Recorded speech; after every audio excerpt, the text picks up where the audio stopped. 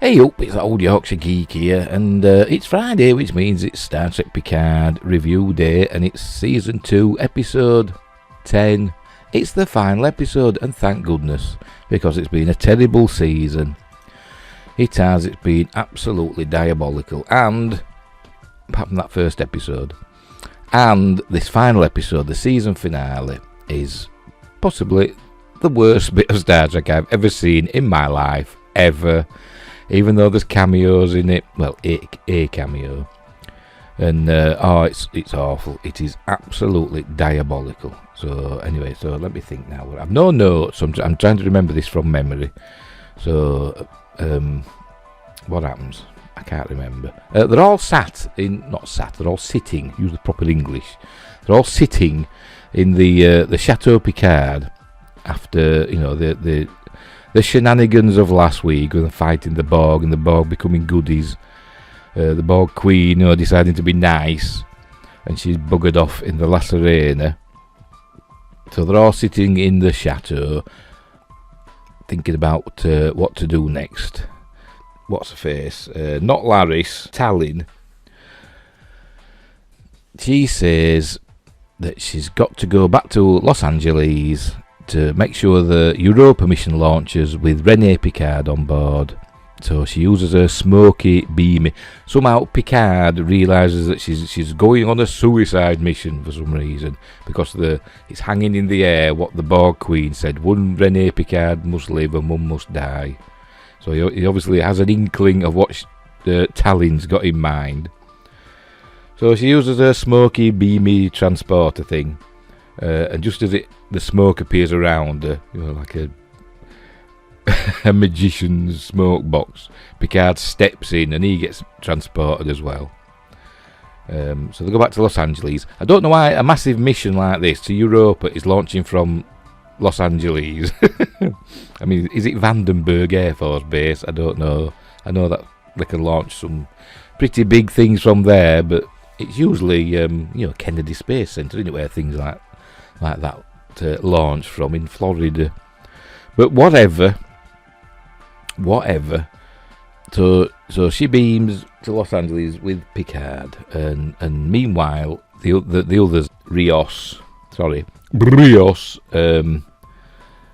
7 of 9, who is now all Borgified again somehow. She's got the exact same implants that she had in Voyager, even though this is a different Annika Hansen from a different timeline, but never mind.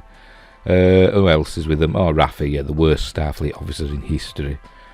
So they decide that they've to go to what's his face's Adam Sung's house. Oh yeah, because the sea. How do they do it now? The sea that is back in Los Angeles. God knows how he's got back to Los Angeles. I'm guessing this is the next day after what happened. During the night in France. Remember, they're in France here, and somehow he's got back to Los Angeles in a matter of hours. I don't know how he's done that. Did he charter a supersonic plane?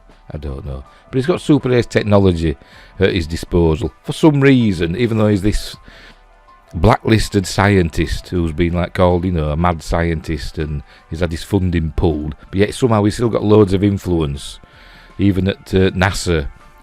Well, I presume it's NASA. I don't know who's launching this Europa mission, because later on Sung has a go at the mission director and tells her that he wants to see the crew, and that his donations should allow him to see the crew, which is not how it works. They've no idea how space missions work. Down to the fact that we see Rene Picard in the changing rooms minutes before the rocket launches, and that's not how it works, is it? The whole crew is inside the capsule, or the crew compartment, whatever you want to call it. It's hours before launch, out there doing the systems checks and all that. But whatever, it's fantasy. It's not proper Star Trek. Anyway, where was I? So trying to think of the order of it. I do apologise because I didn't take notes because it's shit. So Sung is at the launch site, which for some reason is in California, but fair enough. trying to see the crew and being nasty and horrible, because that's just what Brent Spiner does. When he's not being Data, he's always been an arsehole. So for some reason, in everything he does, even in Independence Day, he was a bit of an arsehole in that, wasn't he? But a comedic one. Raffi, Rios and Seven go to Sung's. Oh, yeah, they do like, they all go to, I can't remember that. Yeah, they all go to Tallin's apartment, and she gives them tricorders and says, they operate pretty much like Starfleet ones. Raffi says that all of Sung's vehicles are at his compound, at his house. So they think, obviously, he's there. So they beam there, but he's not there. They hear this voice, but it's not him, it's a recorded voice. And there's these drones that are pre-programmed to launch at a specific time, and they're going to take out the rocket. Don't know how, because they're just these, they're not like drones like, a Predator drone with like missiles on board. They're just like these little, crappy little drones, that hover about and go like they do, that's my sound effects. Anyway, so Raffi tries to hack the computer system, and she's like struggling, and I'm thinking, she's from the 25th century. Why is she struggling against this 21st century, computer thing? It should be like nothing to her. Especially given that she's a Starfleet officer and a commander. This should be child's play for her, cracking this sort of computer system. But no, it takes her a while, and the the drones launch, they go flying up. But she does manage to get control of them. She doesn't stop them, but she gets control of them. So Rios basically grabs a joystick and controls one of the drones and smashes it into all the other drones. And that threat is eliminated. So the launch can go on safely. Fingers crossed. But then back at the launch site, Tallinn she's got into a uniform from one of the other crew, or a support crew uniform. Before this, she's had a chat with Picard, and he's telling her that he don't want her to go because he knows she's gonna, it's a suicide mission. I don't know how he knows this, but he just does. And she basically tells him, it's my life, I can do what I want, I don't need no man. And all that. So she goes and leaves him standing there looking old. It's awful.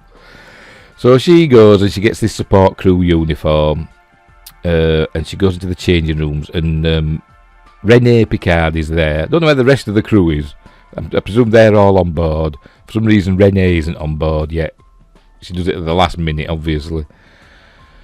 So basically, Tallinn tells Renee that she's known her all her life. She's supposed to watch her, but when she was a child and a boat capsized, I think Tallinn saved her. I think that's what they were hinting at. That Tallinn saved her and gave her sort of like a necklace or something. And then instantly contradicts. She's saying that she said she'd never met her. She'd only watched her from afar. She'd never met her, but then she says she met her when she was a child. So she's just lied there. And then later on, she says she's glad she finally got to meet Renee. But she just said she'd met her as a child when Renee was a child.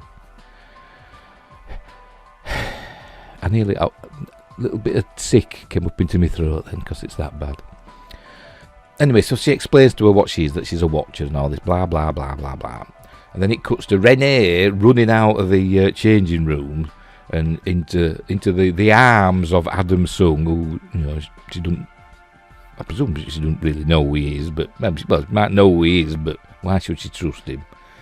And I think he grabs her hand or something. He does something. He touches her, her skin, and leads her away. And then she goes all woozy.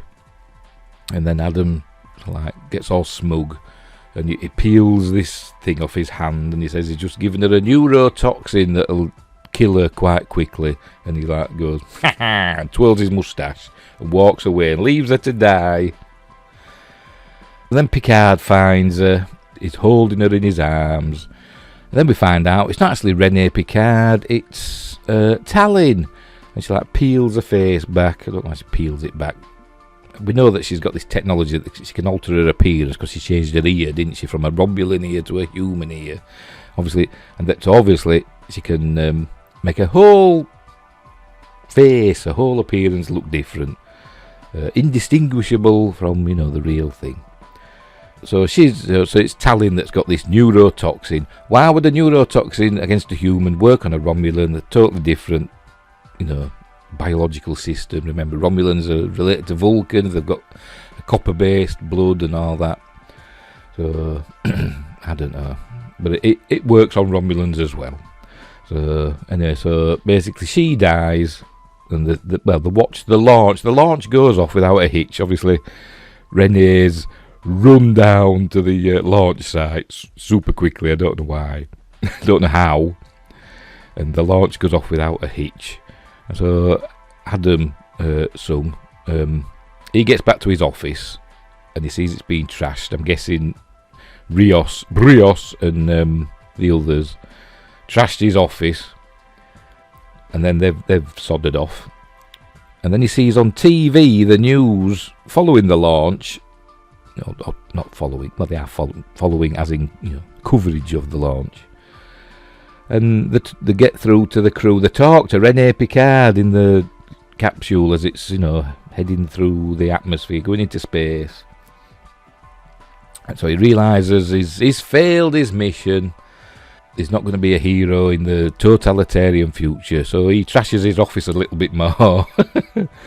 And then he sits down. And then he sees his computer the files start being deleted. But they don't just delete. The computer actually tells him, because he's got a talking computer, because he's got all this super ace technology in 2024. The drones that can make, shields that can block out sunlight and stuff, instead of just like using a parasol or something like a gazebo or something like that. No. What was I saying? Oh, yeah, his computer files are being deleted, and then this voice comes out of the computer. Don't know how. And I forgot her name. Soji, but it's not her, is it? She's got another name, I forgot, because it's rubbish. And she's sitting in a library, in the middle of that libraries have like aisles of books, bookcases. She's just sitting there in the middle with a VR headset on, moving her arms about as though she's doing things. And it's in 2024, and she's deleting his files. He can't stop it. Why don't you just turn his computer off? That'll stop the files being deleted, wouldn't it? Just pull the plug, sorted. But no, he can't do that. And she's deleting his files, deleting everything, and he can't stop her. And so she's got her revenge on him. So he's super cross. So he sits back in his chair thinking, oh, what can I do next? And then he goes into a drawer and he pulls out a paper folder, like a file folder that says classified on it. And on the front it says Project Khan. And I shook my head. Because it's stupid, and they're just breaking canon again, because they do it in bit of a spoiler. I also saw today the pilot episode of Star Trek Strange New Worlds, which is infinitely better than this, I must say. It's not perfect, but it's a million times better than this crap. And in that they mention the eugenics wars, and they've moved them, because obviously in canon the eugenics wars happened in Star Trek canon. The eugenics wars happened in the 1990s and basically ended about 1996, didn't they? Because Khan left Earth in the SS Botany Bay, and that basically brought the eugenics wars to an end, because Khan was the main antagonist in that, wasn't he? So that was 1996.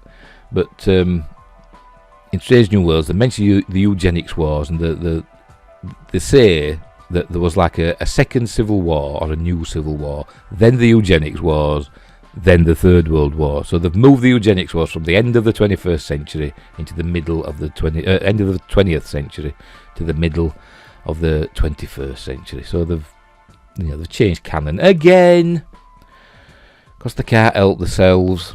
So Adam Sung is going to create Khan and cause the eugenics wars. Of course he is. But I suppose that kind of links into Enterprise, doesn't it? With the what they call them? Augments. The Augments storyline. Which also links into the Klingons losing their forehead ridges storyline. So. But anyway, so he does that. And then everybody ends up back at the chateau for some reason. So Tallin's dead. I don't know what he's done with her. Did he just leave her there? I don't know. He doesn't tell us what he did with her. Maybe he vaporised her. Maybe she's got some technology where she can just disintegrate. I don't know what he did. He doesn't tell us. But she's dead. The Europa mission's off on its way. So basically what happens is, on the Europa mission, René Picard discovers this life form that may or may not be sentient, and that somehow helps her and I think it's the Doctor's son. It helps he when he grows up. They end up cleaning up the atmosphere and the ocean using whatever René found on Europa. I don't know how a sentient microscopic life form would do that. I don't know. But it's a bit pointless anyway, because the Third World War is going to happen, isn't it? In the middle of the 21st century. So that any cleaning that they do will just be made moot by all the radiation from all the nuclear bombs that go off. But whatever. Where was I? Oh, they're all back at the chateau. Don't know why they've gone back there, but they just have. And Picard points out that the bullet holes that were made by all the Borg merc Borgs, they were still there when he was a child, when they first moved back, and there were stories that there'd been a gunfight, that when the Picard tried to move back in to the chateau in the 21st century. It doesn't make sense, it doesn't make a lick of sense. Why would there be a gunfight? In the history of the family. Well, they say there's a gunfight when the family tried moving back in the 21st century in France, of all places. I mean, France is a pretty stable country. There's not many gunfights going on in France. Not in vineyards, anyway. But whatever. Then what? So we see Picard. He sits in. He goes for a sit in the solarium with all its broken windows. That he broke as a child because he saw his mum hanging there. So he broke the windows and they never got repaired. Robert never repaired them.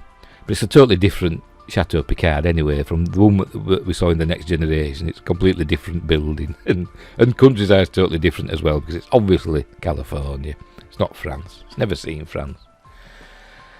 Anyway, he's sitting there and Q appears. He tells him, basically, yeah, you did it, and you made your sacrifice. And Picard asks him, why me? And Q basically says, because Picard was his favourite. Even gods have favourites.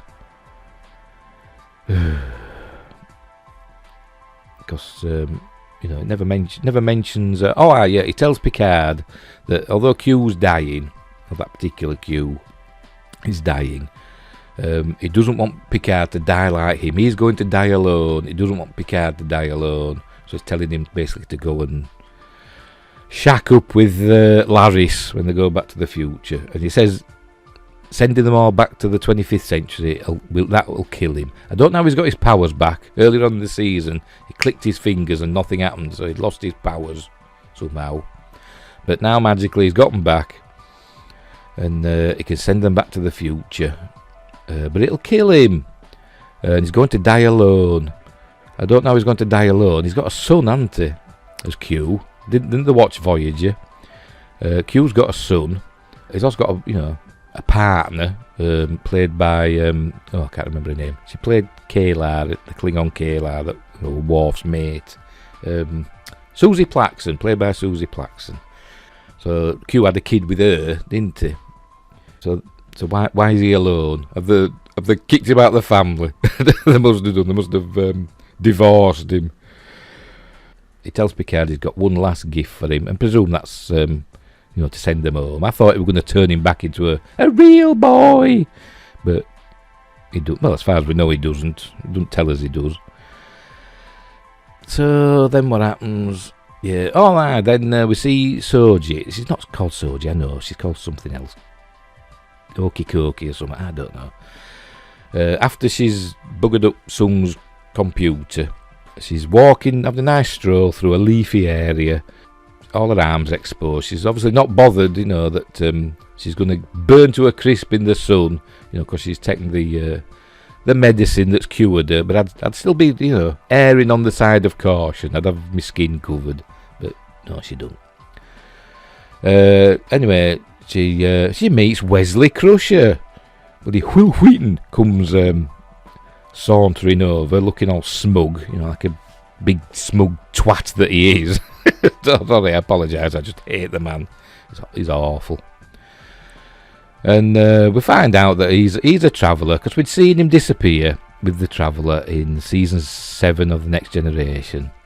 He went off travelling with the Traveller, but he came back for Riker and Troy's wedding, didn't he, in Star Trek Nemesis. We saw him there at the wedding with, I think he had Lieutenant's pips, or at very least Ensign's pips, but I'm sure he had Lieutenant's pips on the Starfleet uniform he were wearing. So maybe he just wore it just to blend in, I don't know. But anyway, so he's a traveller now. He can travel through space and time, righting wrongs like Sam Beckett in Quantum Leap. No, I'm lying. He's keeping an eye on the timeline and making sure everything's alright. And it turns out the Travellers are the ones that set up the supervisors, like Gary Seven and Tallinn. It's the Travellers that do that, even though in canon it says they're called the Assigners, and they have super ace technology. But the Travellers, as far as we know, don't have any technology. It's all a natural thing that they do. So they've changed canon again there. So anyway, he basically asks not Soji if she wants to become a traveller like him. Don't know why he thinks she'll become a good traveller, but she agrees. And then they beam somewhere. Don't know why the travellers don't need to beam. They just disappear, don't they? Just flicker out of existence or out of our existence and go somewhere else. But no, the beam, so they must have a traveller ship somewhere. But whatever. So maybe there's going to be a spin-off series. I hope not, because that'll be bloody awful as well. So not Soji's sodded off with Will Wheaton. So then we go back to the chateau, and the Doctor and her kid are still there. Seven of Nine and Raffi get back together and have a snog. Because that's, we all wanted to see that, didn't we? Poor Chakotay, and she never once, by the way, Raffi never once mentions in all this season that she's got a kid. A grown-up kid who's got married to a Romulan and hates her guts. She never mentions it once, So they've obviously both been straight at one point, and now they're just both gay. So you must be able to change from straight to gay. Can you change from gay back to straight? Bet you can't. But they don't show that ever. Whatever, I'm sure they'll be very happy together, because Seven, she smiles and laughs now. She's obviously it's character development. Anyway, so they go outside and they're walking through the leafy, sunlit, because it's daylight now, because we're near the end, so it's daylight in Chateau Picard. Oh no, I forgot. Picard's got that skeleton key, and he hides it behind a brick near his mother's room, so that he can find it in 400 years' time to let her out of the room, so she can go and hang herself. And that's one of the reasons why Q says he's won. He sees Q after this bit. I'm getting it all mixed up in my stupid brain. They're walking through the vineyard, and it's all lovely and sunny. And Q appears, just walks in front of them. And he says he can send them back home. But it's going to kill him. And he says, are you all ready to go? And then Rios says, no, he's staying behind. Never mind all the talk about butterflies and changing the timeline. He wants to stay behind with the Doctor and her son. And they all go, fair enough, whatever. And so, I'm sorry, but that Picard gives Q a hug. The most awkward hug you've ever seen in your life. Picard gives Q this awkward hug.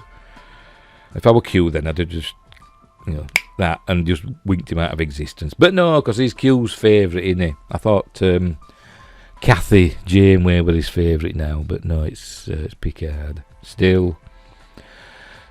So then he says, so if Rios is staying behind, there's room for one more. And they think, oh, I wonder who that's gonna be. So anyway, so he clicks. Does he click his fingers? Yeah, he clicks his fingers, and then they all appear back in the future, and it's back at the point where just before all the ships exploded. The Borg Queen's still she's doing the stuff with the tentacles. Can't see her face. And then so Picard gets his bearings, and he tells all the crew to stop shooting at her and let her continue. And he makes 7. Nobody bats an eyelid that Dr. Jurati's vanished. I mean, she was there a minute ago. Well, from their point of view, she was there a minute ago, and then she just disappeared. So he tells them to stop, and he tells them to stop shooting. So they all stop shooting. And he makes, for some reason, he decides to make 7 of 9 the captain of the Stargazer. He gives her a battlefield commission. It's a captain of the Stargazer. I'm sure all the other officers, the first officer of the Stargazer, I'm sure whoever they are, pleased as punch that they've just been overlooked. Had to be straight in there. But, he's an admiral. But he's not an admiral, though, is he? He's retired. Anyway. So they let the Borg Queen do her stuff. And Picard says, it's you, into Agnes. And then so all the face opens up, mask pulls back. And then you see the worst compositing you've ever seen of Agnes's, Alison Pill's face onto this Borg Queen's head. It looks absolutely terrible. It's the worst. Did they get a trainee to do it? I don't know, because it looks awful. And it makes me wonder, was it supposed to be Alison Pill? I'm still thinking they were going to do it as Picard's mother, because what she said at the beginning, she said, look up. How would Alison Pill know to say look up to Picard? That was his mother's thing. I think it was Tallinn. I think Tallinn said it as well, didn't she? But she'd experienced that in Picard's mind, hadn't she? So, but not Jurati. But anyway, whatever. Jurati's the Borg Queen still, after 400 years, and with a floating face. It looks awful. Anyway, she says she needs to take control of all the ships in the fleet and combine their shields, because there's a galactic event. And then they see that a short distance away there's this big swirly wormhole type of thing appearing. And said if it explodes or does whatever it's going to do, it'll take out the whole sector. They say it's in the centre of the quadrant. I don't know what they mean by that, but they say if it goes, it'll take the whole sector. Like a sector is usually like a star system, isn't it? Or two. It depends, doesn't it? But the quadrant is like a quarter of the galaxy. But I don't know. They don't know either. So she takes control of all the ships. 7 of 9 just orders all the other ships to allow her to control their systems, and they all just accept. But then the USS Excelsior has problems with its shields. It shows the shields forming around all the ships in this weird hexagonal pattern that they keep using for some reason. I don't know why they keep using that. And the Excelsior 2, its shields are not working properly. So they get through, they send a message to Excelsior saying, sort out your shields. And then a member of the Excelsior crew comes on screen, and for some reason, it's Elnor. And he's back. Why won't it the captain of the Excelsior that talks to him? I don't know. It's hell no. And Raffi goes, oh, hell no. And he went, yeah, I was on the last Serena, last thing I remember, blah, blah, blah. So anyway, so he's back. He's on the Excelsior. So they sort the shields out. And then the big galactic anomaly event, whatever the hell it is, they don't know. They just stuck something at the end.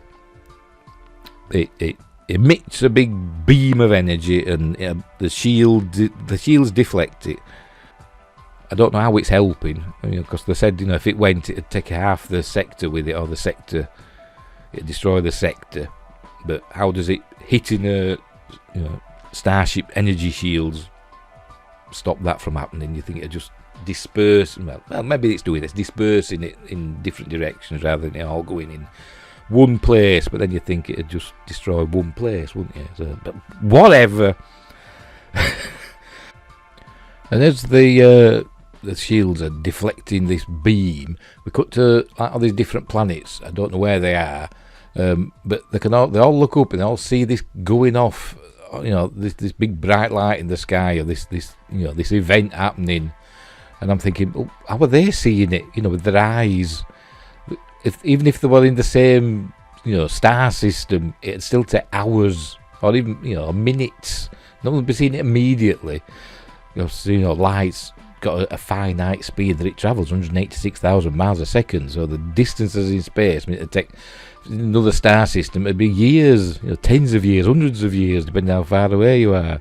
So again, they just prove that these writers and producers and whatever are just acolytes of J.J. Abrams, because he's exactly the same with Star Trek and Star Wars. He did exactly the same. He's no idea how space works. So therefore, them being disciples of his have no idea either. Anyway, so it works. The shield holds, and the anomaly that's all yellow and orange and stuff, it changes and it becomes like a transwarp conduit, but one like they've never seen before. And the Borg Queen says, the Agni Borg Queen with the floating face, says, yes, that's why they've come, because the Borg have got to be gatekeepers. They've got to watch over this transwarp conduit. And they ask for interim membership of the Federation. And everybody seems okay with this. This is the Borg, So does this mean that Picard never became Locutus? Because remember, they've changed the timeline, haven't they, now? Because Jurati went to the Delta Quadrant and basically changed the Borg in the past. So of all the things that have happened with the Borg not happened now, so it's basically a different timeline, isn't it? They've fucked up the timeline, haven't they? Again, sorry for swearing, but it makes me so angry. So Picard obviously never became Locutus. There was never a battle of Wolf 359. The Borg never became a threat. Voyager probably just sailed through Borg space without any bother, because the Borg are nice now. And therefore 7 of 9 should wink out of existence, because she was probably never assimilated, because the Borg are only assimilating people that want to be assimilated. I hate it. So the Borg are members of the Federation now. I'm sure in was it Star Trek Discovery in the 32nd century they mentioned the Borg, and they say that the Borg or something were more or less wiped out. I thought they were members of the Federation. Whatever. Got it. Oh. Maybe there's two Borgs. Maybe there's two sorts of Borgs. Maybe there's the evil Borgs that we all know and love, and there's these shitty Borgs ruled by Agnes and a floaty face. Look at it's awful. Oh, anyway, so that's all cleared up magically.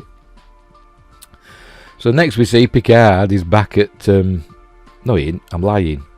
Next they're at 10 forward, but not on the Enterprise. The 10 forward that Guinan has in Los Angeles, because it's not named after Deck 10 forward section. It's named after, because its address is 10 Forward Avenue. I hate it. Getting angry again. Anyway, they're all there, and we're back to Whoopi Goldberg Guinan now And she's on about how she wished she could have told Picard about all the stuff that happened in 2024, but she couldn't, blah, blah, blah. And then she tells him that the Doctor lived a full life and died of old age, but Rios didn't. He got killed in a gunfight in Morocco over medical supplies, but he died with a cigar in his mouth, so he were happy. What? Yeah, whatever. And the kid... Don't ask me his name, I can't remember. As I said before, he grew up and he used Rene Picard's discovery to help clean the oceans and the atmosphere or whatever. But then the Third World War happened. And undoes all that, I suppose. But anyway... And they all have a toast. They're all there. Elnor's there with them. They all have a toast. And Picard calls them family. Because he must have two families now, because his family used to be the Next Generation crew, but whatever. And then he goes, he said, I've got something else to do, so then he sods off, he goes to goes back to the chateau, and he sees some bags packed. So obviously, Laris is sodding off. She's had enough of Picard's shite. She's going. So anyway, he goes, and he sees her, she's standing in the solarium, and all the windows are being fixed. And she says to him, I decided to fix these as a leaving present, because I'm going, because you make me bloody sick. That's what she says. That's verbatim. I think I'm lying. And he sort of like goes, yeah, okay then, never mind that it was supposed to be like a monument to his mother, but, hanging herself there. That's why all the windows were smashed, But, he must have said to Robert, don't you dare fix these windows. And Robert didn't. Because Robert was scared of his little brother. Yeah, of course he was. Anyway, so basically, he talks her out of leaving and says, I think they don't mention marriage, but they're going to like shack up. And then that's it. It ends. That's the end of season 2. What a load of garbage. It was the worst Star Trek I've ever seen. And I'm sorry to for the people like that have worked on it. Behind the scenes, the artists and the special effects people, they've done a good job, and the production designers and all that. The starships looked okay, quite good. So they've done a good job. And people like Doug Drexler, who were praising season 2, to the heavens before it started, saying it's going to be great. And I'm sorry, Doug, it was shit. But the work you did, and others like you, like the Akudas and all the people that worked on the sets and the starships and stuff, and the displays and consoles, yeah, and the CG people and all that, apart from Borg Queen's face floating, but Agni Borg.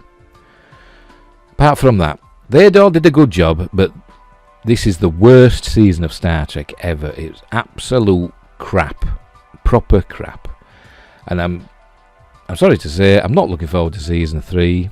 I'm sure they'll just undo, like this season, but ignored what happened in season 1. I'm sure season 3 will ignore what happened in season 2, because it's just Patrick Stewart's vanity project. That's all it is. I bet he begrudgingly begrudgingly agreed to have the Next Generation crew back, but because it's all about him. But anyway, I mean, it is called Picard, so whatever. So we'll leave it there. It were rubbish. That's all I've got to say. That's all I've got to say. It were absolute rubbish. And thankfully, Star Trek Strange New Worlds is much better, but that's another review for later on. So until then, wherever you are in the world or the universe, look after each other, and I'll see thee.